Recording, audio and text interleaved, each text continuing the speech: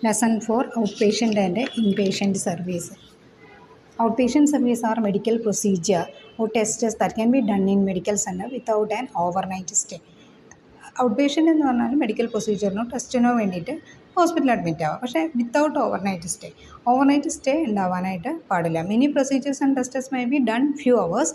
Out patient service include wellness and prevention, diagnosis, treatment, rehabilitation. അങ്ങനെയുള്ള പർപ്പസിന് വേണ്ടിയിട്ട് നമ്മൾ ഹോസ്പിറ്റലിൽ കുറച്ച് സമയത്ത് ഫ്യൂ അവേഴ്സ് മാത്രമാണ് അവിടെ നമ്മൾ സ്പെൻഡ് ചെയ്യണത്.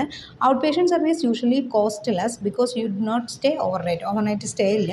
Staff members at outpatient centres are well trained in the service they provide. അവിടെ വെൽ ട്രെയിൻഡ് ആയിട്ടുള്ള സ്റ്റാഫായിരിക്കും സർവീസ് പ്രൊവൈഡ് ചെയ്യുന്നുണ്ടായിരിക്കാം. Most of time these centres specialise on kind of treatment of procedure, specialised treatment of പ്രൊസീജിയേഴ്സും അവിടെ ചെയ്യുന്നുണ്ടായിരിക്കും. Inpatient എന്ന് പറഞ്ഞാൽ at least one overnight stay ആണെങ്കിലാണ് അതാണ് ഇൻപേഷ്യൻ്റ് എന്ന് പറയുന്നത്. Direct towards the more serious ailment, trauma, recover or more overnight stay at hospital. എന്തെങ്കിലും സീരിയസ് ആയിട്ടുള്ള അസുഖങ്ങൾ ഉണ്ടാവുക, ട്രോമ ഉണ്ടാവുക, അങ്ങനെയൊക്കെ ഉണ്ടാവുമ്പോഴാണ് ഓവർനൈറ്റ് സ്റ്റേ നമ്മൾ ചെയ്യുന്നത്. പിന്നെ health insurance. For this purpose of health care coverage, health insurance plans require you to be formally admitted to the hospital for a stay or a service to consider to be inpatient ആയാലാണ് നമ്മൾ health insurance ഒക്കെ നമുക്ക് provide ചെയ്യുള്ളൂ. അതുകൊണ്ട് sometimes ചിലപ്പോൾ എന്ത് ചെയ്യാറുണ്ട്, admit ആവാറുണ്ട്. അപ്പോൾ അങ്ങനെയുള്ളതാണെങ്കിൽ ഇൻപേഷ്യൻ്റ് ആയിട്ടാണ് കൺസിഡർ ചെയ്യുക. Over half of all inpatient hospital admission come through emergency room department. Health insurance plans breakout emergency room versus inpatient facility. അതായത് എമർജൻസി റൂമിൽ ഔട്ട് പേഷ്യൻ്റായിട്ട് അഡ്മിറ്റ് ആവുകയാണെങ്കിൽ എമർജൻസി റൂമിൽ അഡ്മിറ്റ് ആയി കഴിഞ്ഞാൽ നമുക്ക് ഇതുപോലെയുള്ള ഹെൽത്ത് ഇൻഷുറൻസ് പ്ലാൻസ് ഒന്നും അവൈലബിൾ ആവില്ല. അപ്പോൾ അതുകൊണ്ട് തന്നെ നമ്മൾ അഡ്മിറ്റ് ആയി കഴിഞ്ഞാൽ മാത്രമാണ് അത് നമുക്ക് അവൈലബിൾ ആവുന്നത്.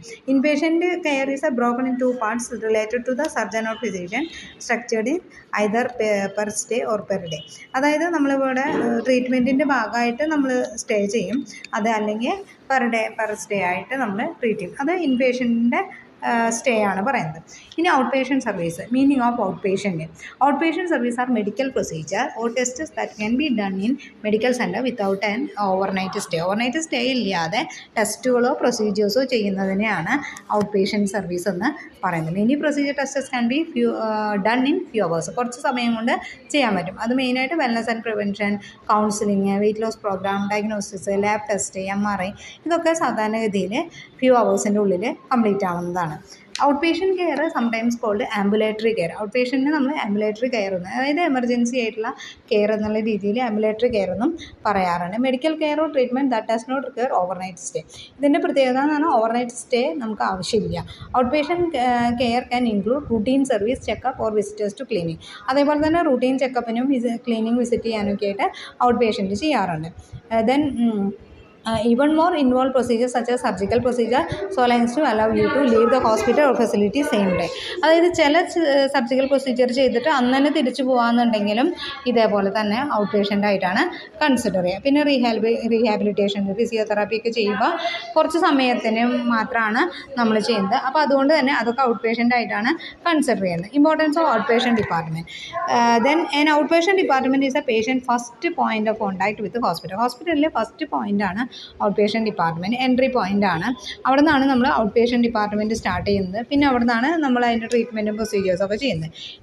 It is an inseparable link the hierarchy chain of health care facilities. അതിങ്ങനെ പരസ്പരം കണക്ട് ചെയ്തിട്ടാണ് ചെയ്യുക. അതായത് റിസപ്ഷനിൽ വരുന്നു, ടോക്കൺ എടുക്കണു, ഡോക്ടറെ അടുത്ത് കൺസൾട്ട് ചെയ്യണു, പ്രൊസീജിയേഴ്സ് ചെയ്യണു, അങ്ങനെയാണ് അതിൻ്റെ വർക്ക് വരുന്നത്. അതുകൊണ്ടാണ് ചെയിൻ ഓഫ് ഹെൽത്ത് കെയർ എന്ന് പറയുന്നത്. It contribute reduction in morbidity and mortality. മരണനിരക്കും അതുപോലെ തന്നെ രോഗാവസ്ഥയൊക്കെ കുറയ്ക്കാനായിട്ട് ഹെൽപ്പ് ചെയ്യുന്നുണ്ട്. It is steps in stone for health promotion and disease പ്രിവെൻഷന് വേണ്ടിയിട്ടും ഹെൽത്ത് പ്രൊമോഷന് വേണ്ടിയിട്ടും അതിനുള്ള സ്റ്റെപ്പുകളാണ് ഔട്ട് പേഷ്യൻ്റ്. അത് ആദ്യം തന്നെ നമ്മൾ ഔട്ട് പേഷ്യൻ്റ് ആയിട്ടാണ് അവിടെ ഡോക്ടറെ കൺസൾട്ട് ചെയ്യുക. അത് കഴിഞ്ഞിട്ടാണ് ആവശ്യമുണ്ടെങ്കിൽ മാത്രമാണ് ഇൻപേഷ്യൻ്റ് ആയിട്ട് നമ്മളവിടെ സ്റ്റേ ചെയ്യുന്നുള്ളൂ. It helps reduce the number of admission in inpatient ward, thus conserving scarce beds. അതായത് നമുക്ക് എല്ലാവരും അഡ്മിറ്റ് ആയി കഴിഞ്ഞാൽ നമുക്ക് അതിനുള്ള ഫെസിലിറ്റീസ് ഉണ്ടാവില്ല. അതുകൊണ്ട് തന്നെയാണ് പലപ്പോഴും ആവശ്യമുള്ള സിറ്റുവേഷനിൽ മാത്രമാണ് നമ്മൾ അഡ്മിഷനെ അനുവദിക്കാറുള്ളത്. It act as a filter of inpatient admission, ensuring that only patient are admitted most likely to benefit for such care. അവർക്ക് അത്യാവശ്യമാണ് ഇൻപേഷ്യൻ്റ് വേണമെന്നുണ്ടെങ്കിൽ മാത്രമാണ് അവിടെ ഇൻപേഷ്യൻ്റ് ആക്കി തീർക്കുന്നുള്ളൂ. It is a shop window of the hospital. അതായത് outpatient department ആണ് shop window. നമ്മൾ പുറത്തേക്ക് കാണുന്നത്, മറ്റുള്ളവർ അറിയുന്നത് ഈ ഔട്ട് പേഷ്യൻ്റ് ഡിപ്പാർട്ട്മെൻറ്റിൻ്റെ ബേസിസിലാണ്. Any classification of outpatient. General outpatient. General outpatient is a person who is diagnostic or therapeutic service and care has not been directly referred such a service for attending physician or dentist. നമ്മൾ നേരിട്ട് ഡോക്ടറെ diagnose ചെയ്യാനോ therapeutic സർവീസിന് വേണ്ടിയിട്ട് പോകുന്നതാണ് general outpatient. Referred outpatient. A person referred directly to the outpatient department by attending medical practitioner for specific diagnostic or treatment procedure for other than emergency condition. അതായത് emergency condition അല്ലാണ്ട് തന്നെ വേറൊരു സ്ഥലത്ത് treatment എടുത്തു, അവർ refer ചെയ്തിട്ടാണ് നമ്മൾ ഇവിടേക്ക് വരുന്നതെങ്കിൽ, ഒരു പ്രത്യേക ട്രീറ്റ്മെൻറ്റിനോ ഡയഗ്നോസിനോ വേണ്ടിയിട്ട് ആ ഹോസ്പിറ്റലിലേക്ക് വരികയാണെങ്കിൽ അതാണ് റെഫേർഡ് ഔട്ട് പേഷ്യൻ്റ് എന്ന് പറയുന്നത്. ഇനി emergency out patient. Emergency out patient is A person who is given emergency or accident care of condition determined clinically by allied services. അതായത് എമർജൻസി സിറ്റുവേഷനിൽ ആക്സിഡൻസോ എമർജൻസീസോ ഉണ്ടാകുമ്പോൾ നമ്മൾ അഡ്മിറ്റ് ആവുന്നതാണ്. അഡ്മിറ്റ് ആവുന്നതല്ല, അവിടെ ട്രീറ്റ്മെൻറ്റ് എടുക്കുന്നതാണ് എമർജൻസി ഔട്ട് പേഷ്യൻ്റ് എന്ന് പറയുന്നത്. ഓക്കെ.